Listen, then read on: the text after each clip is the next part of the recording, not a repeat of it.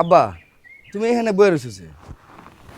ওরে বাজান, ওই গরুটার একটু পানি খাওয়াইতেছিল। পানি খাওয়ায় একটু বইলাম। মনটা আর ভালো লাগতেছে না রে বাজান। বুঝতে পারছি আব্বা, তোমার কি নিয়ে মন খারাপ। মন খারাপ করে কি করবো আব্বা কও? আমাকে কপালে যা ছিল তাই তো হয়েছে। জানো বাবা, আমি অনেক অবাক হইতেছি। আমাগো রক্ত, আমার ছোট ভাই আজকে বিয়া কইরা নিজের মতো করে সংসার গুছাইতেছে।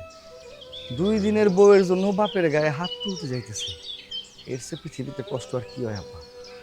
তা বাপ, আমার আমার কেমন জানি একটু ডর করতেছে। যদি কোনো মামলা মোকদ্দমা করে তাইলে তো আমরা ওকে কিছু করতে পারুম না। ওরে বাজান, তুই ঠিকই কইছিস। ওরা যদি মামলা মোকদ্দমা করে তাহলে তো আমরা কিছু করতে পারবো না। ওর শ্বশুরের তো অনেক ক্ষমতা। যা করার একটু চিন্তা ভাবনা করে করতে হবে। তাই বাজান, আমি চিন্তা করতেছি কি জানো, ওর জায়গা জমিটা ওরে বুঝায়। আব্বা, তুমি এসব কি কইতেছো? তোমার কি মাথা ঠিক আছে? জমি জায়গার ভাগ করবা মানে? ছোটবেলা থেকে দুই ভাইরে সবসময় আগলায় রাখছো, কখনো আলাদা হইতে দাও নাই। আজকে তুমি কইতেছো ছোট ভাইরে তার জমির ভাগ বুঝাই দিতে? দেখো আব্বা, জমি জায়গার ভাগাভাগি করলে হ্যাঁ তো এখনই শ্বশুর বাড়ি থাকে, তখন তার কোনোদিন দেখা সাক্ষাৎই হইব না। হরে তো আর কোনোদিনও দেখতেও পারুম না, কি করতেছে না করতেছে কোনো কিছু তো জানতেও পারুম না।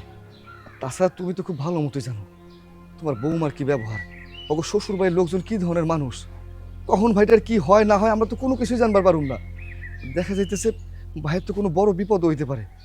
আব্বা, আমি কই কি, জমি জায়গা এইভাবে ভাগাভাগি না কইরা তুমি অন্য কোনো একটা উপায় দেখো। না রে বাজান, আমি যা কইতাছি এইটা আগে বুঝ। এই ঝামেলার মধ্যে আমি যাইতে রাজি না। হাতের 5টা আঙুল এক না।